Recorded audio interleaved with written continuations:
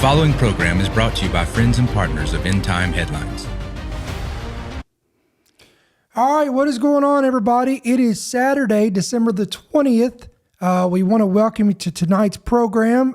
This is our weekend edition of End Time Headlines. We're news and headlines from a prophetic perspective. Of course, I'm your host, founder and voice of End Time Headlines, Ricky Scaparo. I want to welcome everybody to the program. Regular viewers, if you're new, let us know in the chat or in the comments that you're new and where you're tuning in from. We'd love to hear from you. And of course, we welcome everybody from Apple and Spotify and wherever you get your podcast. And those coming from Instagram, Facebook, TikTok, wherever you're coming in from, welcome to the program as well. Guys, give us a like, help us out, and that way we can get this out and other people can find us. If you'll take it a step further, hit that subscribe button, hit that bell notification. Again, this is beneficial to you guys and to us as well. A mutual agreement here that we could come up with that's going to be a blessing so other people can find our content. So today we got a pretty good Middle East update for you. All of our discussion today is going to be centered around the Middle East and particularly with Syria, with Trump's peace board of peace plan and this whole peace initiative that he's pushing. We're going to give you brand new updates on that. In fact, let's take you to our first article. I want to pull this up. This is kind of breaking news that broke over the last few days. Look at this headline from the Times of Israel. 6 countries have now committed to joining Trump's board of peace. U.S. expects leaders of Egypt, Qatar, United Arab Emirates, the United Kingdom, Italy, and Germany. So these are the 6 countries to sit on a top panel overseeing Strip's rebuild. They're talking about the Gaza Strip, but similar commitments to join ISF lacking amid questions about mandate. Let's get into a little bit of this article. The U.S. is telling interlocutors that it has secured commitments from Egypt, Qatar, UAE, the UK, Italy, and Germany to have their leaders join with U.S. President Donald Trump on the Board of Peace that will oversee the post-war management of Gaza. This is according to 4 officials similar with the matter told the Times of Israel. Commitments from these 6 countries, including prominent stakeholders in the Middle East and Europe, offer critical international buy-in to the Trump administration's efforts to advance its Gaza peace plan out of the initial ceasefire phase. However, willingness to sit on the Board of Peace does not mean further support from each country is guaranteed. The report indicates that the U.S. is hoping that broad, prominent membership in the Board of Peace will boost the initiative's international legitimacy and increase the likelihood that countries will be willing to contribute funds, troops, or other forms of support. Now, let's read this right here. The U.S. is aiming for roughly half a dozen more leaders to join the panel headed by Trump. Look at that. So you have six countries now, again, and those are right here is laid out. You have Egypt, Qatar, the UAE, the UK, Italy, and Germany. But then according to this report, guys, the U.S. is also aiming for roughly a half a dozen more leaders to join this panel headed by Trump, including that of Saudi Arabia's Crown Prince Mohammed bin Salman and Turkish President Erdogan. The State Department, along with foreign ministries of the aforementioned countries, did not respond to requests for comment. And when you read on down here, Trump went on to say that publicly during bin Salman's visit to Washington last month that he, quote, hopes the de facto Saudi leader will join him on the Board of Peace. Now, y'all remember we talked about that in one of our podcasts we did a couple weeks ago. Bin Salman of Saudi Arabia has stressed that they have no interest in coming on board with this stuff until Trump can guarantee a Palestinian state. We've talked about that in detail. What that literally means is there would have to be a capitulation of Trump because he would have to put pressure on Israel because Israel would have to compromise on the land for quote unquote peace. Now I want to show you this headline. This comes on the heels of U.S. Secretary of State Marco Rubio that stated this past Friday that he is confident that countries will send troops. Look at this. Countries will send troops to be part of the planned international stabilization force for a war-racked Gaza. Ask you about Gaza. U.S. wants Pakistan troops to be in Gaza. Has U.S. got a consent from Pakistan that they will be sending their troops in Gaza for peace building and peacemaking? Yeah. Well, look, in fairness to all the countries we've talked to about being and having a presence on the ground, I think they want to know specifically, what the specific mandate, what the funding mechanism looks like. So we're very grateful to Pakistan for their offer to be a part of it, or at least their offer to consider being a part of it. I think we owe them a few more answers before we can ask anybody to firmly commit. The quote, I feel very confident that we have a number of nations we have a number of nation states acceptable to all sides and those who are willing to step forward and be a part of the stabilization force. Again, Rubio said this to journalists in Washington. Now, let me give you a little bit of detail on some my thoughts on this before we move on to some interesting developments that's happened over the past 24 hours. So here we have, and we've said this, I believe this peace board is and that along with the Abraham Accords, this is all a step towards building this broad international agreement that looks to be the framework that is setting us up for Daniel 9:27, which is a covenant or a treaty, if you would, that would serve as the final precursor of the final week or the 7-year period described in the book of Daniel. Again, that's Daniel 9:27. And again, all of this happens before the tribulation. Daniel's covenant of Daniel 9:27, this is a 7-year period. It is initiated by this treaty or this covenant that the Antichrist will confirm. And then 2 Thessalonians chapter 2, Revelation 13, the beast will establish peace. So he'll make this false sense of peace, and he will establish this trust among many nations and leaders. And this must happen before he reveals his true nature, which will happen at about 3.5 years into this tribulation period, or 3.5 years into the 7-year treaty. And then Jesus warns that that deception would come and deceptive peace would come before intensified conflicts and divine judgment would occur. You can go to 2 Thessalonians. Paul says that there will be peace and safety that will come before sudden destruction. So I want to emphasize here, I'm not saying that this is the Daniel 9:27 treaty. We've emphasized that, but this is leading up to a larger binding treaty that will be established and eventually formed in Daniel 9:27. But don't miss the point here. What we're seeing here, though, is we're seeing a broader geopolitical move toward peace agreements that are directly involving Israel. Let me say that again.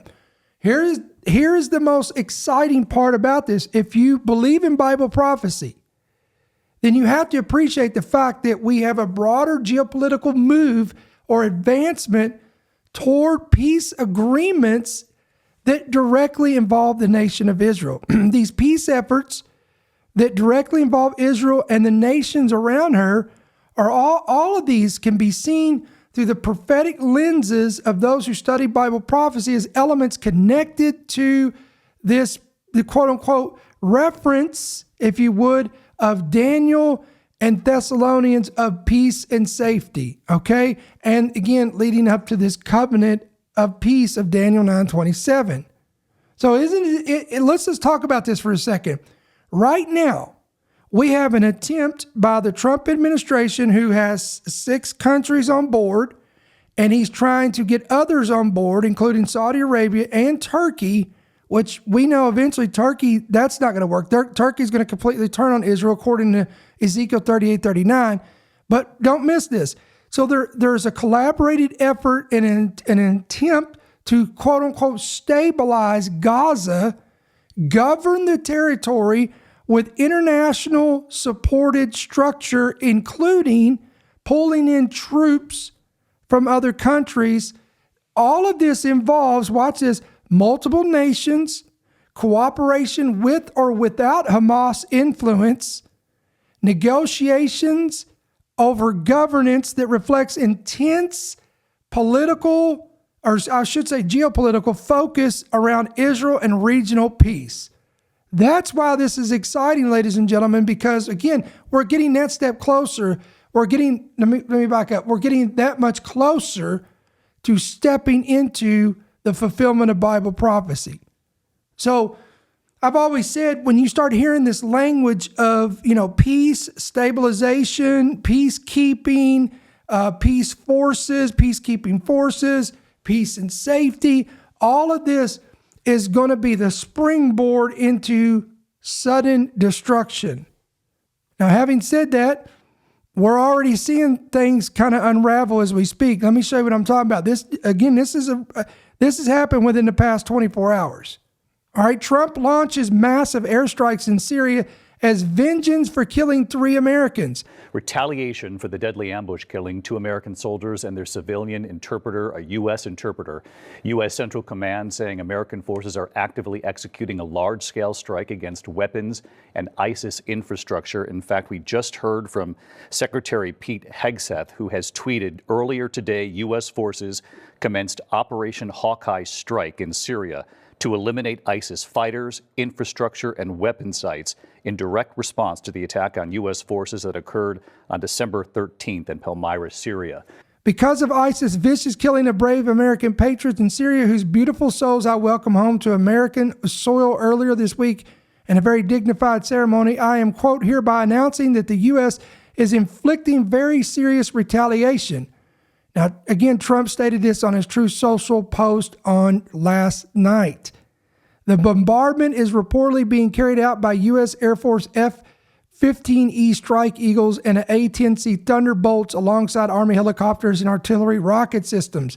Although officials said numerous militants were killed, full casualty numbers were not provided as of Friday evening.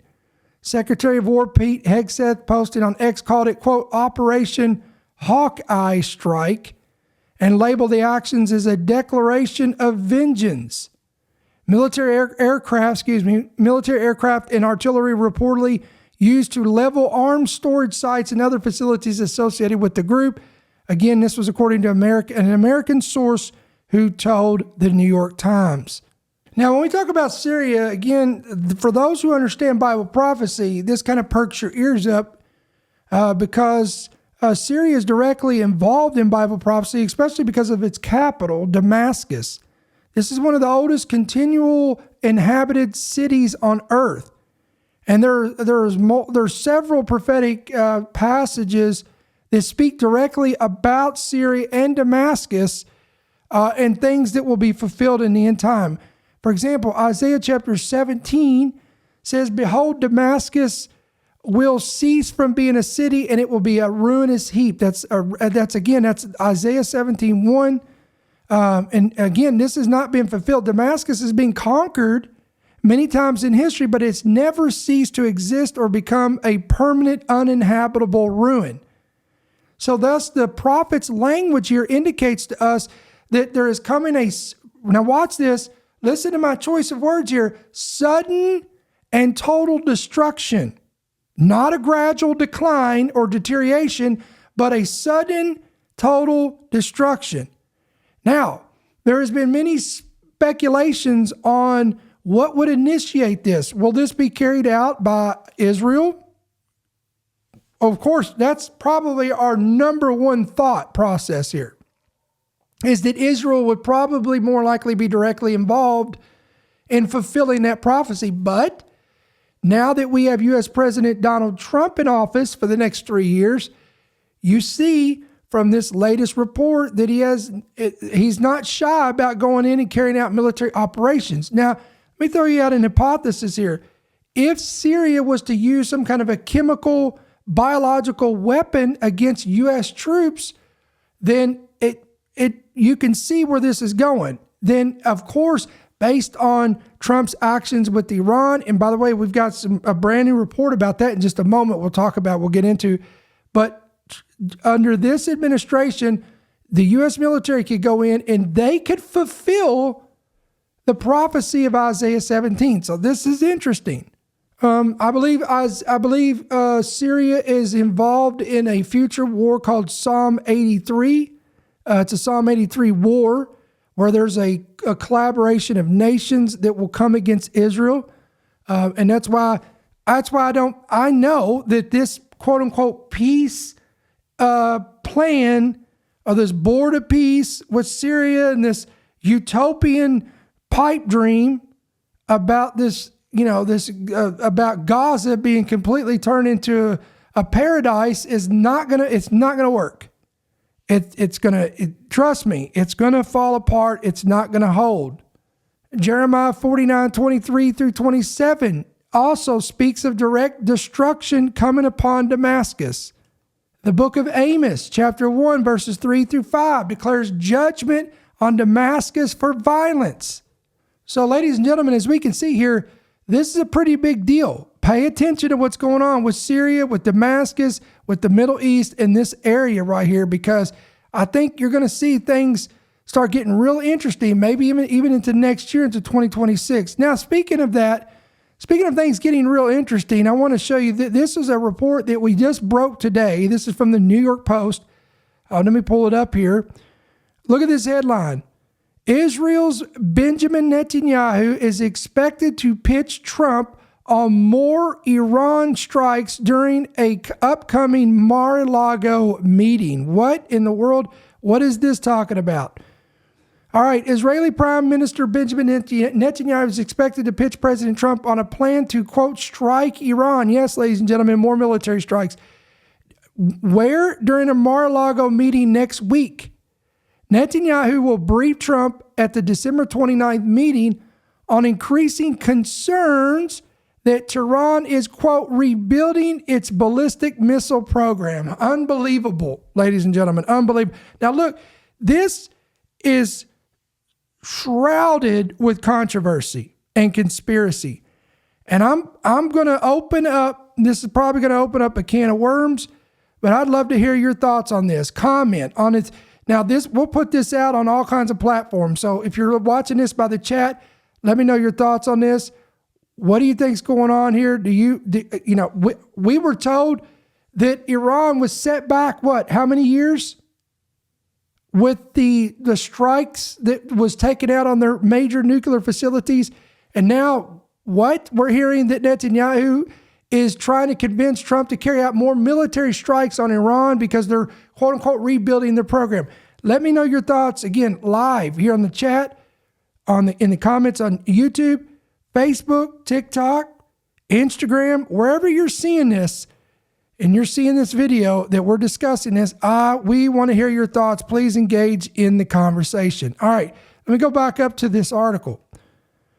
The Jewish state also believes the Islamic Republic is, quote, reconstituting its nuclear enrichment facilities, including Fordo, which were crippled on the 22nd of June by American B-52 bombers executing Operation Midnight Hammer. The suspected activity will be presented by Netanyahu as a, quote, direct threat that would require swift action on the part of the U.S. This is according to a report from multiple outlets, NBC, New York Post.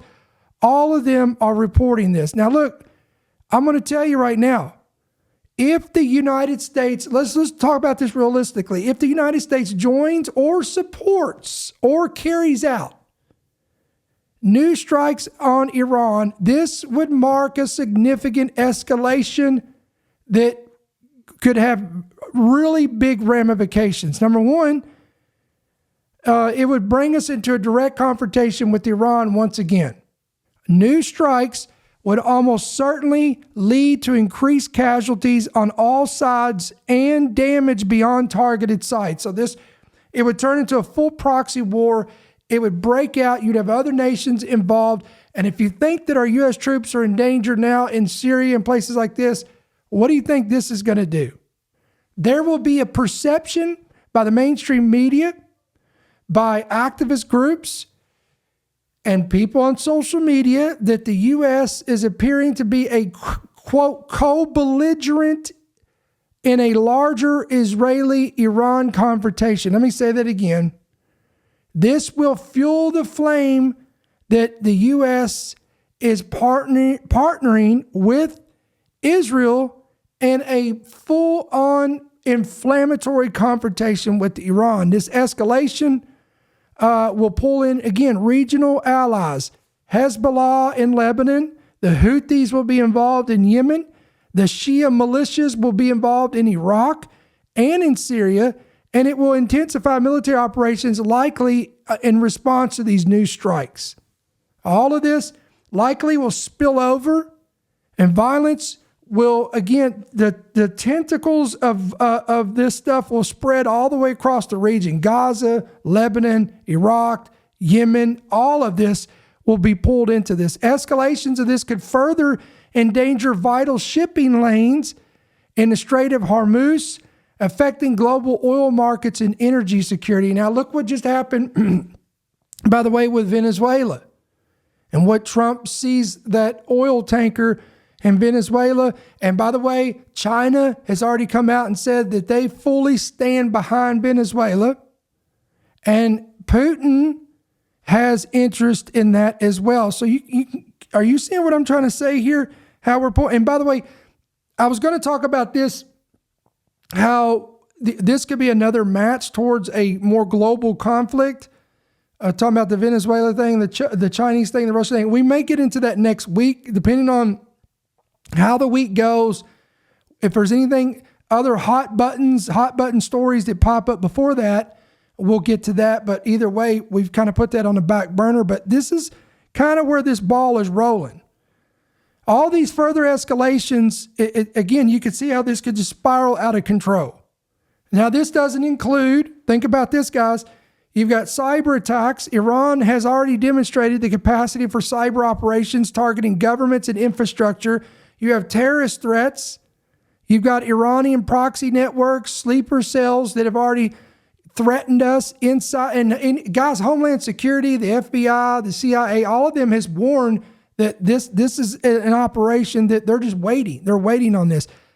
And all that information has come out there. Drone threats. Iranian officials have previously threatened U.S. leaders with drone attacks as well. There's speculation that they did dry runs with this already. Then you've got the diplomatic fallout that would come from this.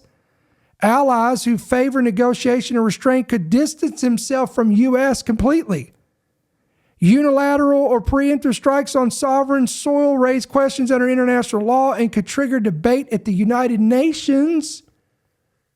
And we all know the United Nations is already hostile towards Israel. So this, what do you think this would do? So what am I talking about? I'm talking about, guys, that things are very volatile right now.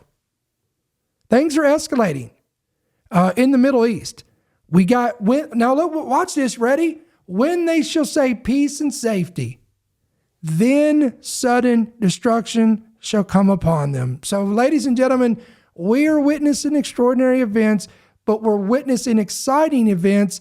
And as always, I'm going to leave you with Luke 21:28. Jesus said, when you begin to see all of these things coming to pass, look up and lift up your heads because your redemption is drawing near. Guys, I don't want to keep you long on this weekend edition.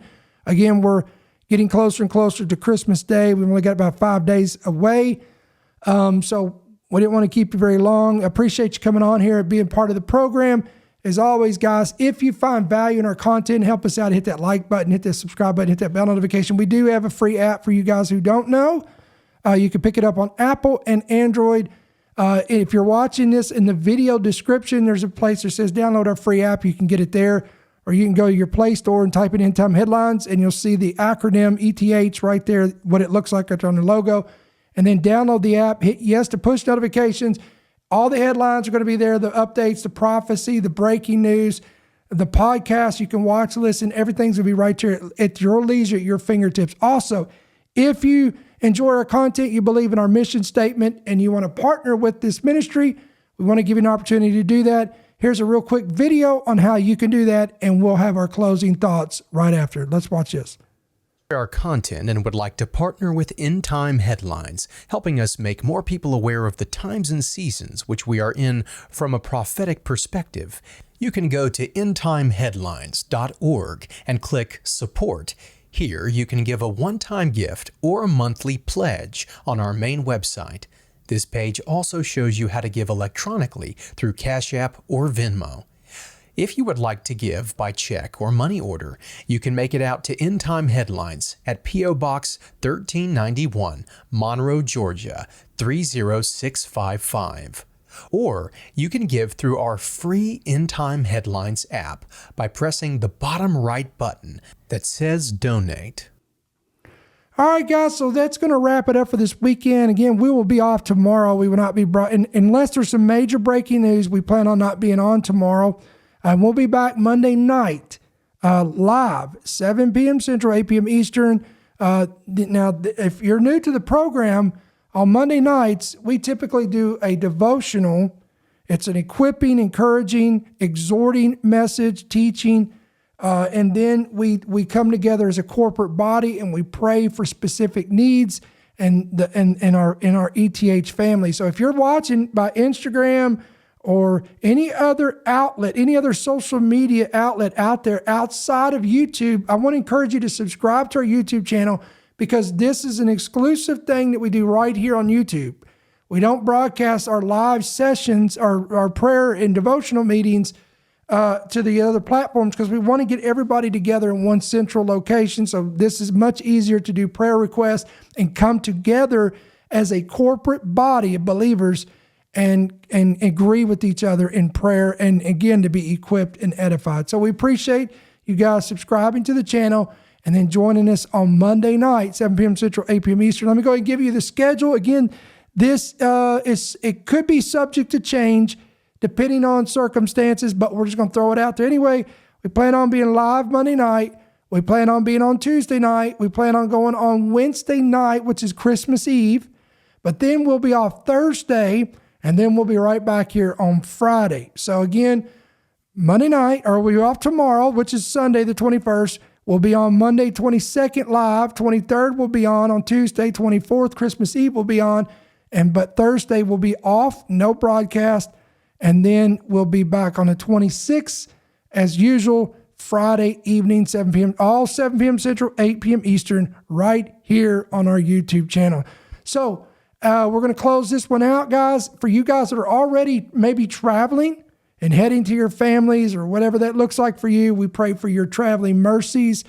We hope to see many of you guys in a couple days right here on Monday night at 8 p.m. Eastern. So until we see you on the next one, I pray the Lord bless you, may He keep you, and may His countenance shine upon you. We'll see you then. Thank you for listening to the End Time Headlines podcast. We pray that you've been blessed and equipped by today's message. For more information about how you can help partner with our ministry, please visit endtimeheadlines.org.